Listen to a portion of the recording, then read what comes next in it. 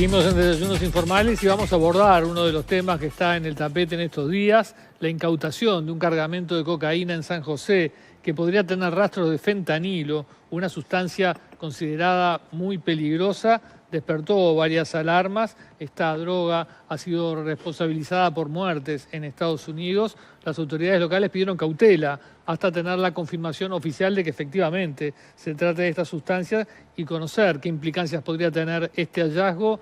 Para hablar de este tema y de otros vinculados a las drogas, recibimos a Daniel Radío, secretario general de Drogas. Justamente, bienvenido. Bienvenido. Buenos días, ¿qué tal? ¿Cómo les va? Un saludo para los televidentes.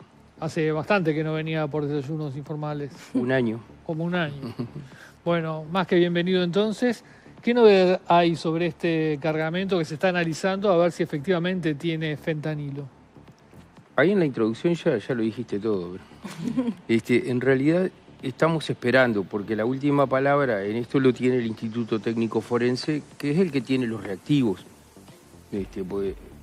No se define qué es fentanilo o no por las características organolépticas. O sea, lo que hay que hacer es utilizar reactivos y saber eso. Entonces, hasta que el Instituto Técnico Forense nos expida, que va a ser seguramente en el transcurso del día de hoy, ahí vamos a saber. Por eso yo lo que llamaría es a no generar alarma. Yo tengo la intuición de que no, pero capaz que me equivoco y no tiene lógica. Pero la versión de que podría ser, ¿de dónde sale entonces? Creo que es originalmente de la policía, pero no tengo certeza. Pero sin haber hecho reactivo, sin haberle aplicado reactivo. No sé de dónde salió, cuál es el fundamento, no estoy claro. Hace como un par de años, en 2022, en Argentina, hubo una cantidad, como 24 muertes vinculados a una cocaína que estaba adulterada con una sustancia que se llama carfentanilo, que es un pariente químico del fentanilo, digamos. Y después se supo que eso había sido un sabotaje, porque no tenía lógica, porque en realidad podría ser en cualquier caso, pero es raro el fentanilo asociado con la cocaína porque tienen como efectos contrarios, ¿no? Digamos, los opioides te sacan de ambiente y mientras que la cocaína te mete en una cuestión de hiperreactividad, ¿no? Entonces es como muy distinto. No tendría lógica, pero no es imposible igual. Pensando sin generar alarma, pero sí pensando en la posibilidad de que esta sustancia ahora o en algún momento ingresara al país, tú hablaste en perspectiva de que había un sistema de alerta temprana. ¿Podemos desarrollarlo un poco para ver cómo funciona? ¿Qué es lo que quiere decir? Sí, hace mucho tiempo que funciona en Uruguay el sistema de alerta temprana. Es una cosa muy buena, que en general son de esas cosas que no tienen prensa, pero que el Uruguay tiene, que funciona muy bien. Yo te diría que junto con el de Colombia son los mejores sistemas de América, en este sentido, América del Sur por lo menos en este sentido, y es una coordinación entre todos los organismos involucrados en la cuestión de drogas, que básicamente participa el CIAT, el Centro de Información y Asesoramiento Toxicológico, el Instituto Técnico Forense, el Ministerio del Interior, el Observatorio Uruguayo de Drogas, que depende de la Junta Nacional, entre otros organismos. El Observatorio Uruguayo de Drogas, o sea, desde la Secretaría de Drogas coordinamos esto, y allí lo que se brinda es información inmediatamente de cualquier sustancia nueva que ingresara al país, de cualquier nueva modalidad de uso que ingresara al país, de cualquier adulteración o forma diferente, alguna novedad que hubiera, inmediatamente circula entre estos organismos y lo que hacemos en función de eso es, eventualmente, y ahí ya no es una decisión técnica sino política, emitir una alerta. Porque ahí tenemos que tener cuidado, por eso yo digo que no hay que sembrar alarma a veces, porque si uno hace proliferar las alertas se produce inflación de alertas, ¿no? Y pierden valor. O sea, hay que medir bien cuando uno emite una alerta. Por ejemplo, nosotros emitimos una, para señalar un ejemplo, cuando pasó este evento en Argentina, porque ahí había riesgo de que hubiera cocaína en Uruguay que tuviera ese problema.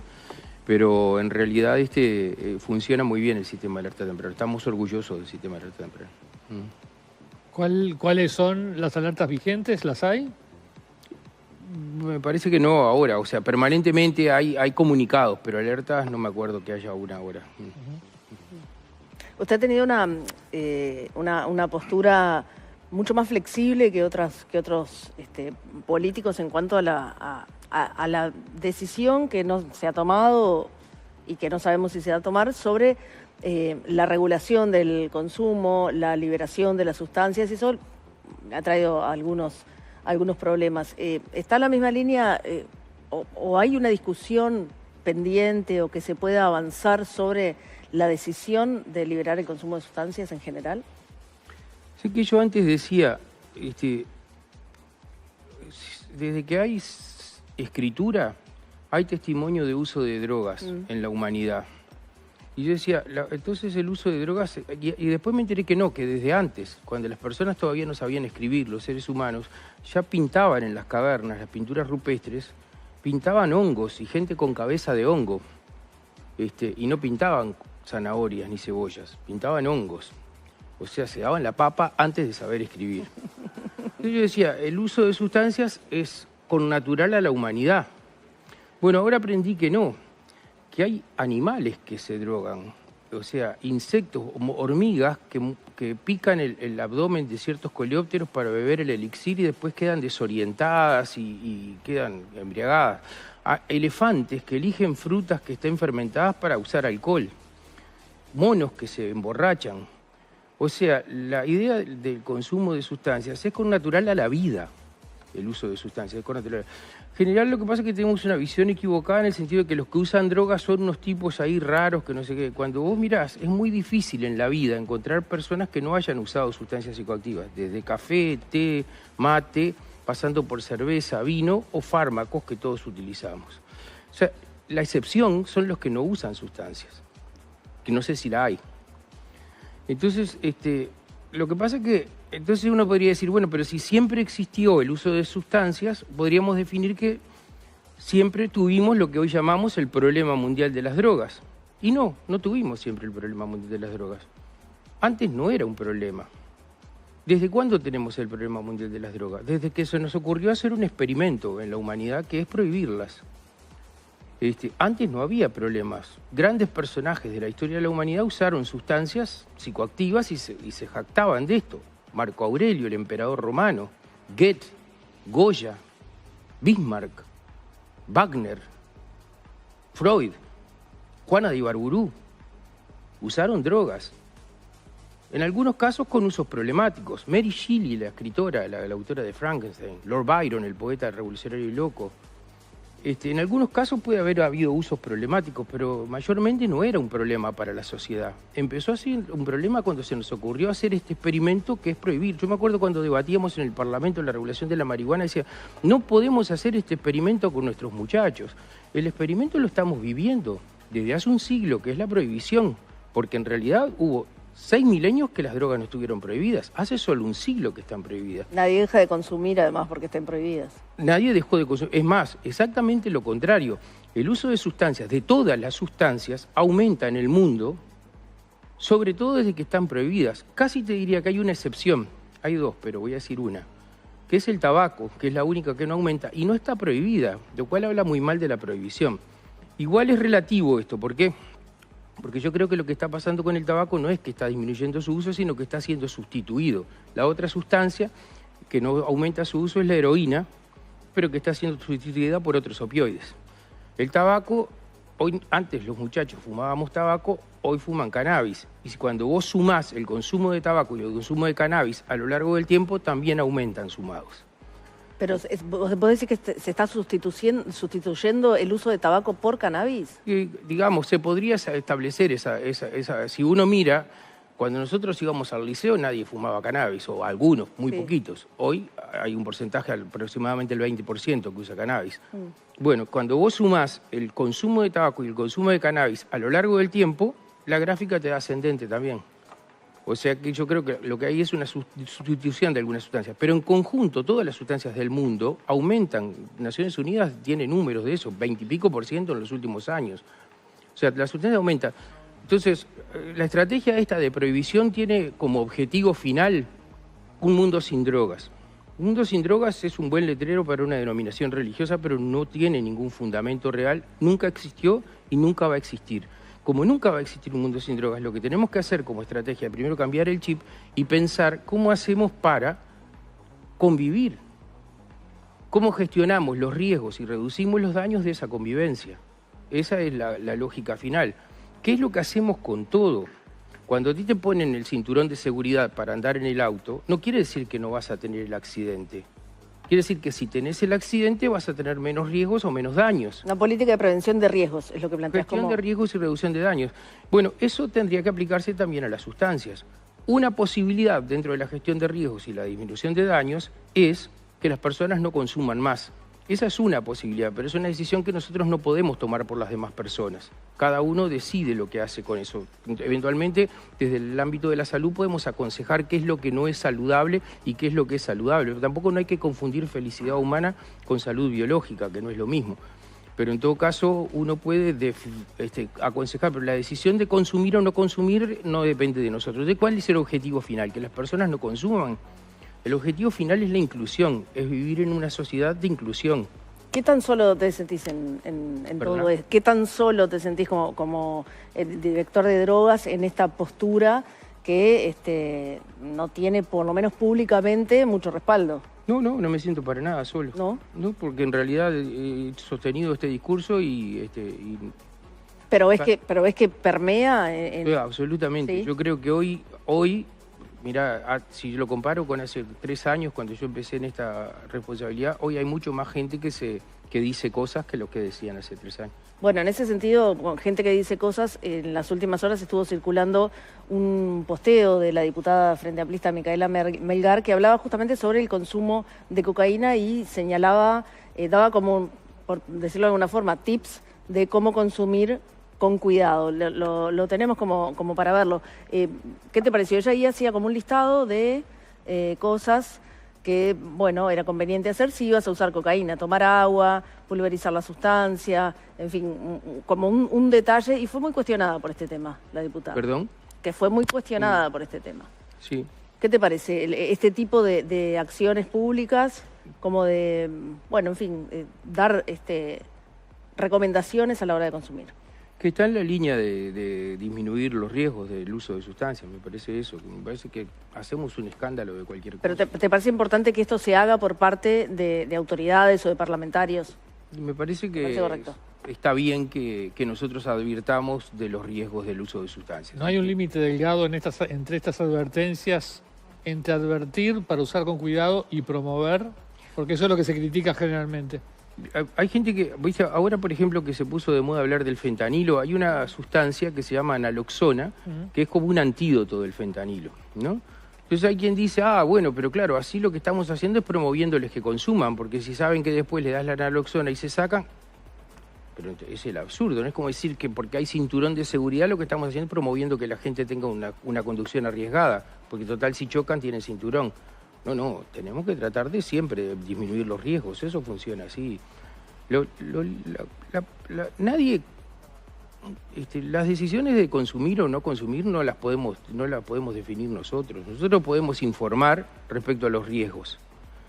Y quiero decir una cosa más. Eso es algo que le critican a Radio, que hace pocas campañas de prevención. Cabildo le critica eso, por ejemplo. No es lo mismo campañas de prevención que prevención. Eso es la primera cosa que hay que decir. Prevenir no es lo mismo que hacer una campaña de prevención. La prevención del uso de sustancias, la prevención del uso problemático de sustancias, tiene que ver con la promoción de trayectorias de vida resilientes. Y eso no se logra en una campaña. Se logra con mejorar el sistema educativo, con la reforma educativa con la transformación educativa que está en curso, por ejemplo. Se logra con que el involucramiento familiar, con que las personas acompañen a su hijo. Además hay que informar. Pero también quiero decir que saber no disminuye los riesgos. En Europa se hizo una investigación, el Observatorio Uruguayo de Drogas Europeo de Drogas hizo una investigación para saber cuánto sabían las personas de los riesgos del uso de cannabis. Y sabían como en todos lados, unos sabían mucho, otros sabían poco, otros tenían fantasías con respecto al uso. Pero cuando separaron quienes consumían de quienes no consumían, los que más sabían eran los consumidores. O sea que saber los riesgos no te protege contra la decisión de consumir. Lo que pasa es que una decisión no es libre si no es informada, y por eso la gente tiene que saber. Ahora, yo nunca tuve tanta información, y me parece que en la sociedad uruguaya nunca hubo tanta información sobre los riesgos del consumo de cannabis como la hay ahora. O sea, ¿ustedes creen que hace 50 años la gente sabía más lo que hacía el cannabis que ahora? No sabía más, sabe más ahora. Entonces, ¿qué es lo que queremos? Todo el mundo repite que se pueden despertar episodios psicóticos, que te afecta el lóbulo frontal y la corteza. todo el mundo lo repite, todos lo sabemos, pero las decisiones no son nuestras.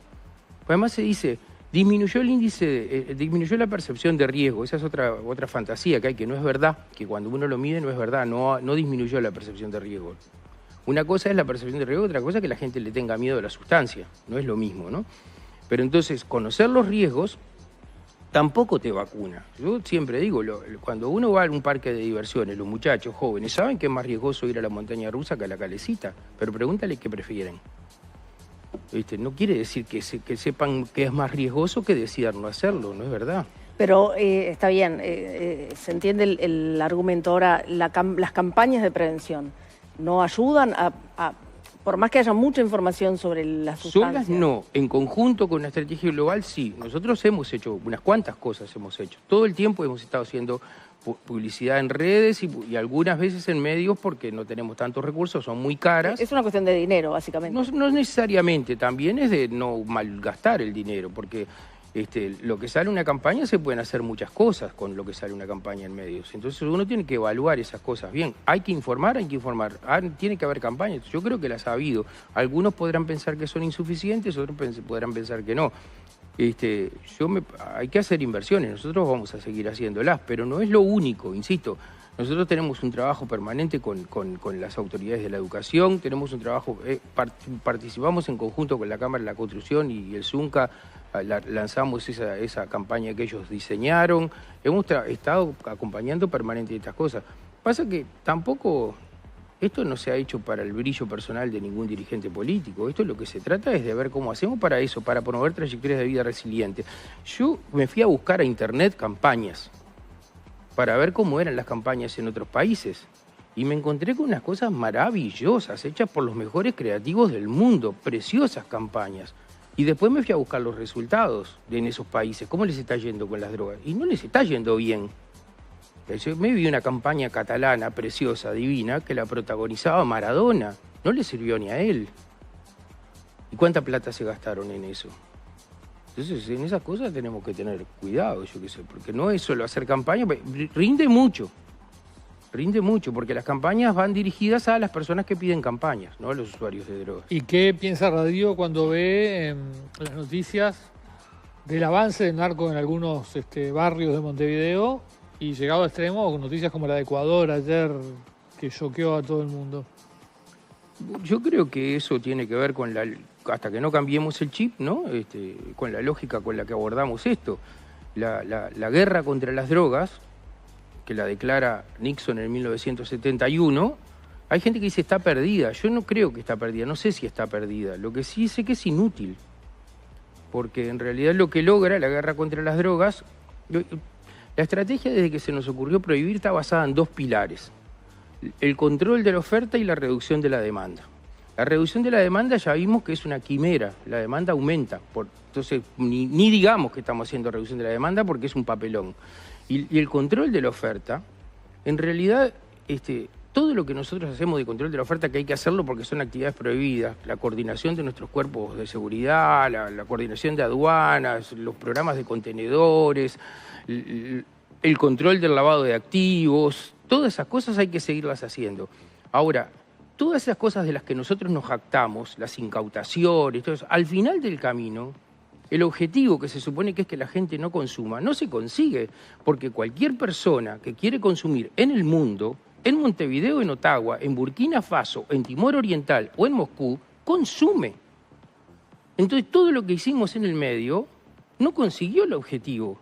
Entonces metemos un montón de recursos a las fuerzas de seguridad para que hagan una tarea que al final no consigue el objetivo, pero eso es evidente que no lo consigue, porque cualquier persona que tiene el ferviente deseo de consumir, consume. Pero quienes más experimentan la inutilidad de esta guerra son los protagonistas, o sea, los tipos que al llegar al final de sus vidas, arriesgando su vida y la de su familia, llegan a entender que lo que hicieron en su vida no sirvió para nada porque el narco está cada vez más fuerte y la gente sigue drogándose. O sea, cambiemos el chip, cambiemos de estrategia, porque esto no va para ningún lado. Pero, y toda esta postura, que entiendo que la conclusión de esto, la guerra al narco solo se gana con la legalización, ¿estoy equivocada? A mí no me gusta hablar de legalización, porque cuando uno habla de legalización lo que quiere decir es que el estado natural sería la prohibición.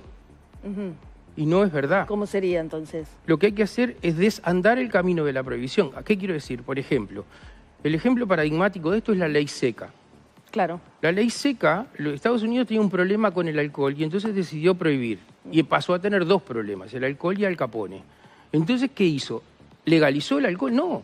Derogó la prohibición, desanduvo el camino de la prohibición. Eso es lo que hay que hacer, porque el estado natural de las cosas no es la prohibición. Bien, entonces, si se desanda el camino de la prohibición y no sé cómo llamarlo, que sea legal consumir sin decir que sea legal que consumir, o la venta o la distribución, en fin, hay un montón de cosas que habría que regular. Pero esto, en conversación con las autoridades, ¿tiene algún eco? ¿Tiene alguna alguien está prestando atención a todo esto? Hablando del gobierno, ¿no? La primera cosa es que a la prohibición se entra fácil y se sale difícil. Porque el día que nosotros decidimos prohibir, tomamos otra decisión sin saberlo. Regalarle el negocio más lucrativo en la historia de la humanidad al crimen organizado. Entonces, eso después no es fácil de revertir. Entonces, yo creo que son procesos graduales. Y que además hay que hacerlos en algunos casos como a partir de regulaciones nacionales y en otros casos a partir de coordinaciones internacionales. Y este discurso está ganando adeptos en el mundo, o sea, en el mundo occidental por lo menos, en el mundo occidental este debate se está dando y cada vez más países están abriendo la cabeza y discutiendo esto. Hoy Canadá tiene una normativa, la mayoría de los Estados Unidos por separado están regulando el cannabis, hoy en Alemania este tema se está discutiendo, en Malta tienen una ley muy parecida a la de Uruguay. En un montón de países esto se empieza a discutir. En Oriente no. Es verdad que en el mundo oriental no. China, Rusia, los países árabes, Cuba tampoco. Están bastante cerrados en estas cosas. Muchos están prohibidos el alcohol, ¿no? Incluso. Muchos tienen prohibido el alcohol. Sí, pero tienen... Pero igual miremos, también con un doble discurso al respecto. Absolutamente. ¿Qué país tiene más problemas con el uso de alcohol que Rusia? ¿Qué país produce el opio que se consume en el resto del mundo? Afganistán. ¿Qué país da los precursores para el fentanilo? China, India. Entonces tienen un doble discurso. No abren el discurso, pero en realidad en parte promueven también esto. Pero en Occidente esto se está discutiendo. Estos son procesos graduales. Yo creo que en la misma medida en que todos vayamos avanzando, nadie está pidiendo. Porque además, ¿qué pasa? El día que uno diga levantamos la prohibición, no quiere decir que vamos a poder comprar heroína en el súper, que vas a poder comprar cocaína en el kiosco de la esquina. ¿Por qué? Porque no podés comprar tampoco flunitrazepam. Claro, no puedes comprar un psicofármaco por propia voluntad, tenés que tener una... Alguien podría decir, pero es normal que estén prohibidas porque hacen mal para la salud. Supongamos que eso fuera así. Ese argumento no se sostiene ni 2 minutos. ¿Por qué? Porque hay muchas más cosas que hacen mal para la salud y no están prohibidas. La sal, la manteca, el veneno de ratas, el veneno de hormigas, las armas, no están prohibidas y no son saludables, ¿no? Ningún revólver es saludable y sin embargo no está prohibido. ¿Qué está? Regulado. Regulado. ¿Por qué razonamos así para otras cosas y no lo razonamos para las otras? En cuanto a la regulación, ¿estás a favor de eliminar el registro de consumidores de marihuana? En realidad en principio yo no me gustó nunca el registro, pero me di cuenta que algunos aspectos era difícil de modificar. Por ejemplo, yo planteé de entrada cuando recién asumí que habría que levantar el registro para los autocultivadores. Los autocultivadores se escandalizaron, ellos prefieren estar registrados. Pero entonces lo que creo que podríamos levantar el registro es de los compradores en farmacias. Porque ¿qué pasa? Cuando uno mira a cuántos estamos llegando con el mercado regulado, uno calcula que más o menos la mitad de la gente hoy accede a cannabis a través del mercado regulado. Y hay otra mitad que no. Y en algunos casos, los sectores más excluidos de la sociedad, para los sectores más excluidos de la sociedad, el registro es una montaña demasiado empinada. Gente que o no está documentada, o no tiene un certificado de domicilio, o cosas por el estilo, y entonces le estamos haciendo una prueba de alpinismo que me parece innecesaria y que habría que tratar de modificar. Desde diciembre Uruguay preside la Comisión Interamericana contra el Abuso de Drogas en la OEA. ¿Uruguay va a llevar alguna de estas propuestas a la discusión continental? De hecho, el debate estuvo presente en la última reunión que realizamos en Washington, cuando nosotros asumimos la presidencia de la Comisión Interamericana contra el Abuso de Drogas. Tenemos ahora, yo estoy invitado a Jamaica ahora a participar de un evento en el que voy a hablar de la regulación del cannabis y también voy a hablar en La Paz, Bolivia, en contra del prohibicionismo. Tengo un discurso absolutamente definido en contra del prohibicionismo. O sea, la idea es que este discurso empiece a premiar. Y quiero decir que cada vez hay mayor receptividad. cada vez hay mayor receptividad. Esto, a ver, nos pasa en el mundo occidental, insisto, ¿no? Excepción hecha de algunos países, Cuba, Venezuela, que no quieren abrir la cabeza, pero en la mayoría de los países del mundo occidental estas cosas se empiezan a discutir con otra cabeza, ¿no? Por suerte. Daniel Radio, muchas gracias por habernos acompañado. No, a ustedes, muy amables. Muchas gracias. Nosotros vamos a ir ahora a actualizar.